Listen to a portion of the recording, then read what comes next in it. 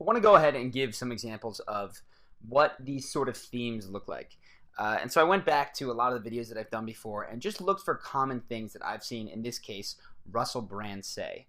So there's tons more out there. I know he's made this joke 100 times, but this is a joke that Russell likes to go to, which is basically when he recuses himself from any sort of guilt for fondling or ogling women by saying that it's not his fault, it's the male libido, he's just flesh and blood.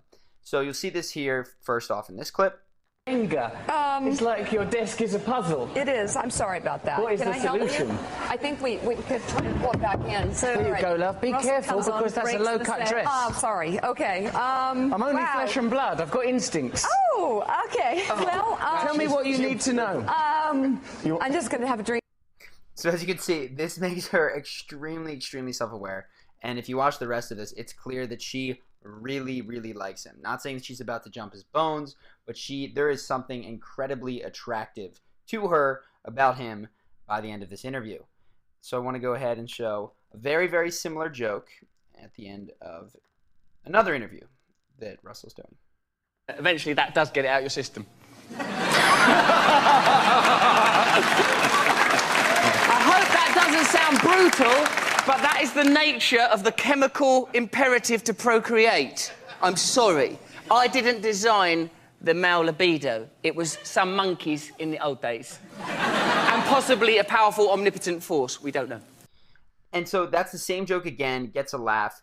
It sounds different, but the theme of the joke is that it's not my fault for the fact that I am constantly being a sexual person. It was somebody else's. I've seen him in other interviews, and I wish I could find them, make very, very, very similar statements. But that is just to drive the point home that you don't need to be this, 100% constantly treading new ground, inventive, creative genius. What you need are a handful of themes that serve in a lot of different situations. And really quick, I'll show you. This is from Russell Brand's stand-up, where he makes the same joke 2 or 3 times throughout the stand-up tour. And I'll just show you 2 of them really quick. In this case, he's talking about how he always needs to be the center of attention. My mate Matt, when he saw that photograph, said to me, "At what point did you take your shirt off? And why?" And the answer is, of course, I recognise that the gold medals were the epicentre of the attention. I want to be the epicentre of the attention. That means I've got to get the medals, then one-up them. Shirt off plus medals trumps just medals. I win. See Brian May in the top. First joke right there about needing to be the center of attention. And then...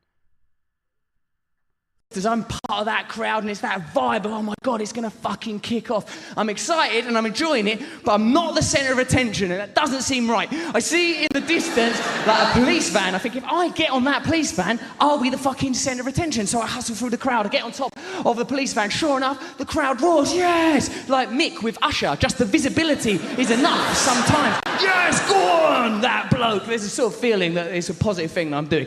So I think I've got to keep these people entertained. I've got to keep their interest sustained. And what do? Like even in that Olympic photograph, I think, take my fucking top off, right? So I just rip my top off. The crowd goes, yes! Like that. They're really into it. It's a proud moment for me. Oh, fuck, I've not told you something really, really important.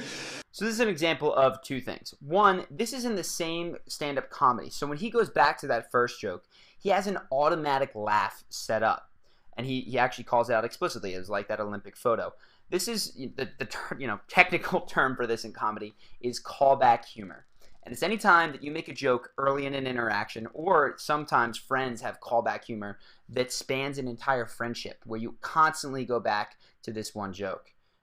In The Office, it's the "that's what she said" joke is constant callback humor. Maybe a chuckle the first time, but it gets funnier and funnier and funnier as it gets built out.